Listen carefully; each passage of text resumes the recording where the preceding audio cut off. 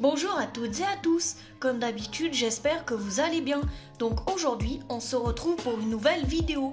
Donc ça va être la suite du livre Comprendre l'autisme pour les nuls. Et on va désormais poursuivre le chapitre 12. Donc tout d'abord je m'excuse s'il y a une qualité et des bruits indésirables. Ce n'est pas entièrement de ma faute.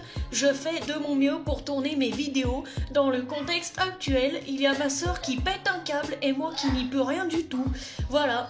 Donc mes vidéos sur l'autisme sont censées être sérieuses, mais bienvenue avec une qualité extrêmement géniale, très lumineuse avec la lumière qui nous éblouit, plus une idiote qui fait la bêta. Donc tout d'abord, si vous n'avez pas vu ma dernière vidéo, je vous en prie, allez la voir. Car si vous tombez sur cette vidéo aujourd'hui et que vous souhaitez la suivre, sachez que vous n'allez pas tout comprendre et pas tout apprendre de manière correcte. Car la dernière fois, dans ma dernière vidéo, j'ai fait une vidéo sur l'autisme avec le chapitre 12 du livre Comprendre l'autisme pour les nuls. Donc ça parlait de la scolarisation des enfants, voilà, mais pas que, on va bien revenir dessus. Donc pour comprendre, il faut d'abord regarder les vidéos étape par étape. La 1, la 2, je vais me présenter un petit peu pour les personnes nouvelles qui arriveraient sur la chaîne sans me connaître. Je m'appelle Audrey, je suis née le 4 septembre 2005 et j'ai 16 ans. Voilà, je suis une jeune lycéenne. Donc du coup, ça va être parti. Donc le chapitre 12, ça parlait de parents droit. Comment faire le maximum pour la scolarisation de votre enfant. Voilà, donc ça parlait surtout scolarisation des enfants. Voilà, donc très exactement, j'avais lu tout ça, bref, on en est à là. J'avais lu d'autres choses également, voilà. Donc n'hésitez pas à laisser des commentaires si vous êtes d'accord, si vous n'êtes pas d'accord, si vous avez des choses à dire.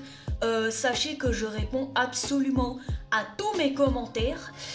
Donc la dernière fois que j'ai fait une vidéo, j'ai été essoufflée comme un bœuf et en plus de ça, je n'arrêtais pas de bégayer. Et bien aujourd'hui, je vais faire en sorte que cela ne se reproduise pas parce que la vidéo a très mal démarré déjà. Donc à présent, l'intro a duré assez longtemps comme cela. Je vais donc commencer.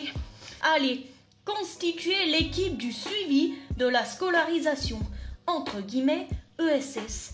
En application de l'article D, bon ça on s'en fout, du Code de l'éducation, l'équipe de suivi de la scolarisation comprend nécessairement les parents ou représentants légaux de l'élève handicapé mineur ou l'élève handicapé majeur, ainsi que l'enseignant référent qui est en charge le suivi de son parcours scolaire.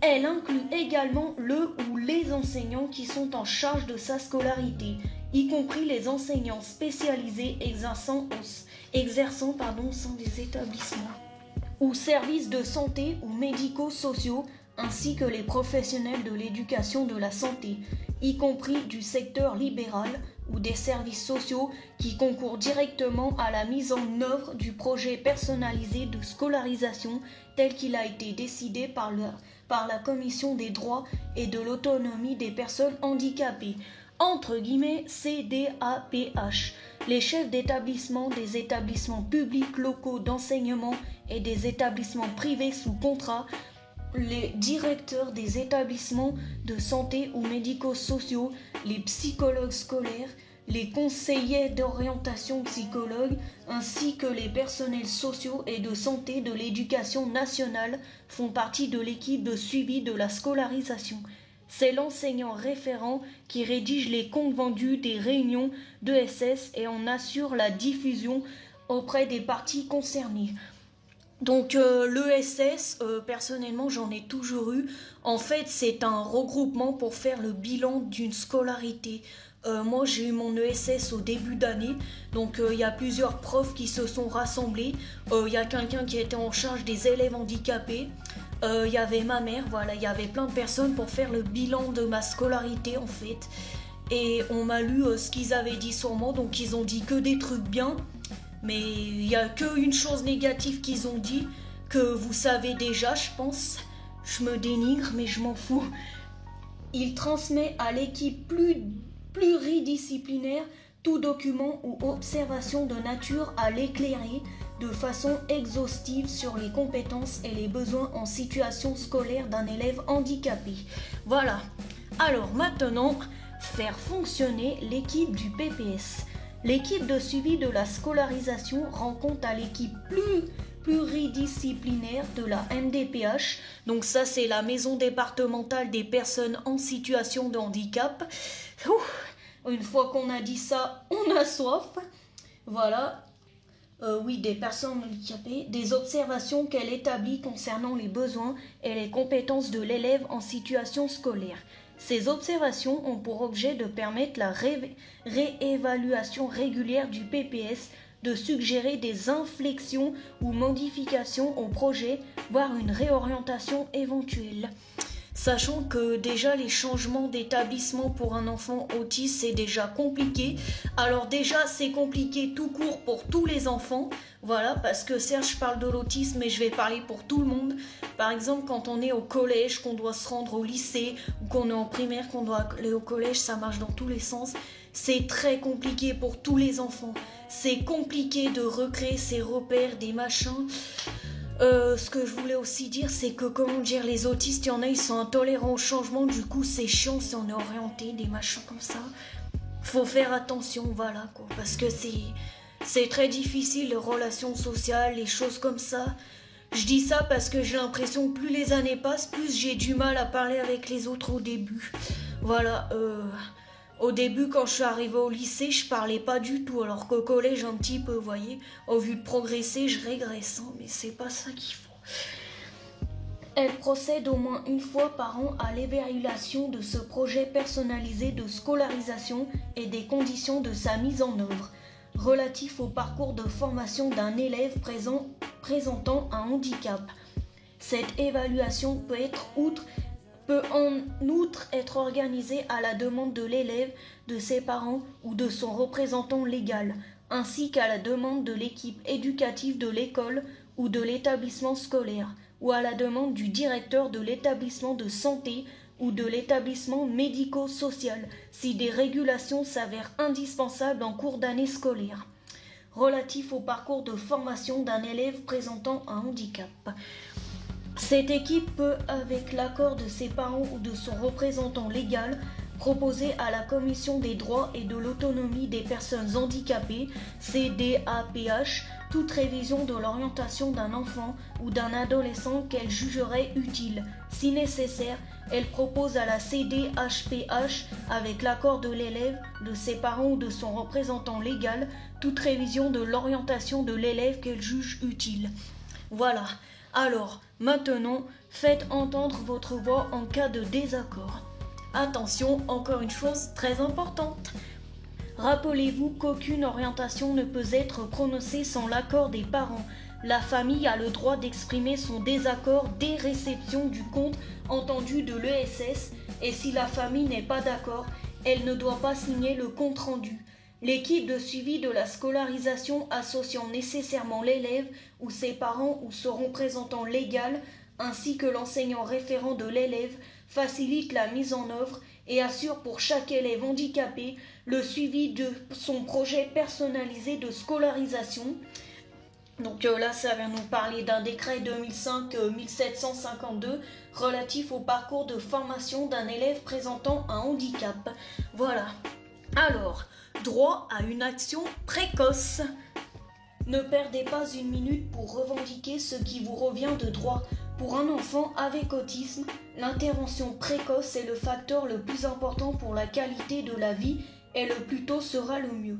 Un enfant qui reçoit une assistance intensive avant de commencer la maternelle a une bien meilleure chance de réussir. Les spécialistes de l'autisme conviennent plutôt un enfant bénéficie de mesures spécifiques, plus ses progrès seront importants. Les autorités françaises, après des décennies d'inaction, ont reconnu et inscrit dans le droit la nécessité d'une action précoce. Le cas des AVS, savoir solliciter la maison départementale des personnes handicapées MDPH. Donc là, on vient vraiment avec ce livre en fait entrer dans tous les détails du chapitre. En fait, on a un chapitre, donc là on parle un peu de la scolarité des gens autistes. Ça vient vous donner tous les conseils, tout ce qu'il faut faire, pas faire. C'est vraiment génial et voilà. En fait, je vous lis ce livre parce que ça peut apprendre plein de choses, voilà. Moi perso, je l'ai déjà lu, hein. Je l'ai eu il y a 2 ans comme cadeau de Noël, voilà, je l'ai demandé à mes grands-parents. Il est conseillé de vous faire aider par des personnes qui ont l'habitude des dossiers MDPH. La loi est claire. Le rôle des services est de mettre en œuvre les décisions des parents et non de les influencer. Toutefois, du fait des habitudes et du poids du passé, vous serez sans doute confronté à des interlocuteurs qui tentent de prendre votre place. Autant partir bien armé et accompagné d'un habitué des procédures. Je ne sais guère pourquoi, mais des fois je vois des mots qui n'existent pas sur ma phrase. Enfin, on dirait en fait que j'invente des mots. Je sais pas si ça vous arrive quand on fait de la lecture de vous tromper comme ça. Et j'ai l'impression que plus je connais des mots, plus je le fais. Est-ce que c'est normal? J'en sais rien. Est-ce que c'est normal que vous ayez mal aux yeux en regardant ces vidéos? J'ai un contre-jour dans les yeux, ça m'énerve. Je m'énerve tout le temps. Un jour, je vous parlerai de autisme et émotion aussi. Hypersensibilité émotionnelle et autisme, ça vous dit? Allez, on continue. Trop souvent, il n'existe pas de spécialiste d'un handicap particulier dans les équipes pluridisciplinaires des MDPH, ni de consultants externes, et la méconnaissance de certains handicaps, tels que l'autisme, conduit à des orientations inadaptées. C'est ce qui m'est arrivé. Ce qui constitue de fait de la maltraitance au sens de l'ANESM, Agence nationale de l'évaluation et de la qualité des établissements et services sociaux et médico-sociaux et du Conseil de l'Europe. Plus on reçoit un diagnostic d'autisme tôt, mieux la scolarité va se passer. J'ai été inclus dans un établissement qui me correspondait qu'à l'âge de 13 ans. Et puis, je vous laisse imaginer l'enfance magnifique que j'ai eue. Tout ce qu'on savait dire sur ma personne, c'est « elle a un trouble de comportement, elle se comporte mal » et ça recommençait. Oui, mais il y a un mot aussi. Un trouble autistique, ça vous dit quelque chose? Bah voilà. Ah là là, l'incompétence sans France. Et ça rime en plus. Ah, j'adore faire ça. Allez, on continue. Si une décision de la CDHPH, Commission des droits et de l'autonomie des personnes handicapées, ne vous convient pas, vous pouvez faire un recours gracieux, demander une conciliation ou entraîner une procédure au TCI, Tribunal du contentieux de l'incapacité, et finalement devant la Cour nationale de l'incapacité. Ben ouais, parfois on est obligé d'aller jusqu'ici. Ça craint, mais voilà, c'est malade, mais bon. Vous pourrez trouver des informations sur la manière de saisir un tribunal suite à la non-exécution par le rectorat d'une notification de décision d'AVS sur des sites tels que, je vais pas vous lire http machin, voilà, vous regardez. De toute façon, monsieur, je fais les montages à ma place, il pourra sûrement mettre une petite photo, ce serait très bien.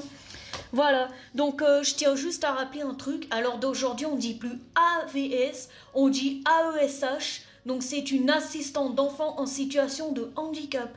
Et attention, c'est pas que pour les autistes, c'est pour tous les enfants qui ont besoin.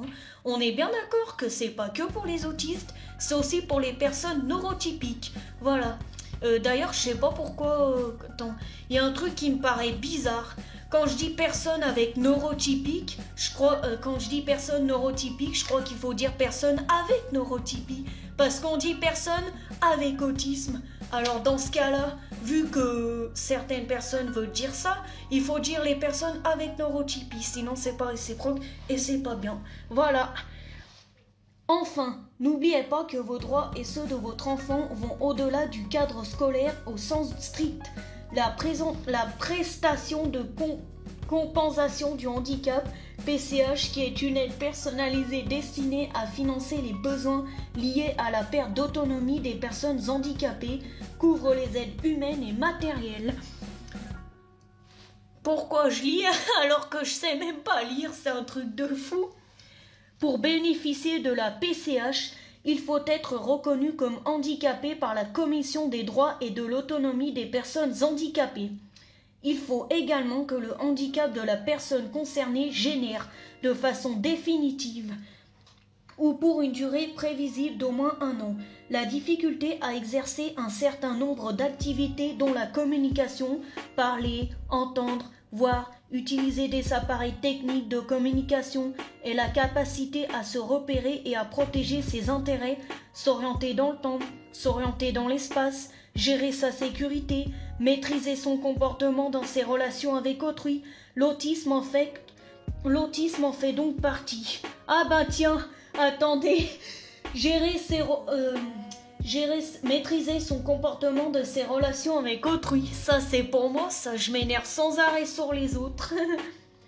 Les dépenses visées dans le plan personnalisé de compensation sont prises en charge à 100% de leurs tarifs si les ressources annuelles de la personne handicapée sont inférieures ou égales à 26 473 000 € par an. Si les ressources annuelles de la personne handicapée sont supérieures à ce plafond, l'aide est versée à 80% de son montant.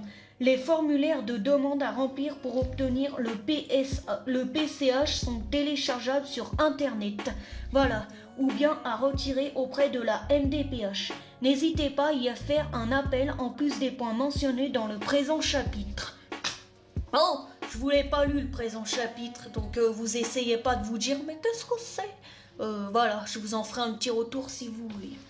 Après, je m'en rappelle pas tout ce que j'ai lu non plus, parce que bon, le livre, il est quand même gros. Hein. Voilà, je m'en rappelle surtout des choses importantes. Alors, eh ben, on a un petit problème. On a fini le chapitre 12, déjà. Alors oui, le chapitre 12 était assez court. Donc, eh bien voilà, à présent, on a fini le chapitre 12, ce qui parle de la scolarité des gens en situation d'autisme. Voilà, je dis pas de handicap parce que vous l'avez compris, comprendre l'autisme pour les nuls. Ça, je devrais le donner à tous les spécialistes que j'ai consultés durant ma petite enfance. Oui, je me permets de dire ma petite enfance, car à présent j'ai 16 ans et dans moins de 2 ans je serai donc majeur. Oui, trop cool, trop génial. Bon, eh bien, j'espère que en ayant vu la dernière vidéo que j'ai faite et celle-ci, vous me ferez un beau retour sur ce que vous avez appris. Ce qu'il faut retenir surtout, c'est qu'il faut vraiment pas vous laisser faire. Et il faut que votre enfant il soit épanoui, qu'il ait les aides nécessaires. Si vous avez des problèmes, vous appelez la MDPH. Vous trouvez une AESH pour votre enfant si nécessaire et vous faites toutes les démarches nécessaires afin que votre scolarité pour votre enfant autiste se passe au mieux. Si vous avez un enfant non autiste qui a un handicap, de la dyspraxie, quoi que ce soit, n'hésitez pas à me demander des conseils. Avec mes quelques ressources, je pourrais peut-être vous répondre ou vous orienter. Peut-être sur je sais pas quoi, moi. Je pourrais vous orienter chez des gens, ou voilà, parce que je connais quand même pas mal de trucs. Quand on est handicapé, au bout d'un moment, on connaît pas mal de trucs. Et ouais, je sais, c'est pas écrit sur mon front, ça se voit pas, mais je suis handicapé à 100%, les amis. Oui, je dis ça parce que certains de mes camarades me disent « Oh, t'es handicapé, mais ça se voit pas, hein. J'avais pas vu en fait. » Eh oui, le monde est si triste. Allez, ça suffit. Cessons les bavardages et au revoir les amis. Ce fut un plaisir de vous lire la fin de ce chapitre 12. Bonne soirée, bon après-midi, bonne nuit, bon matin, goodbye.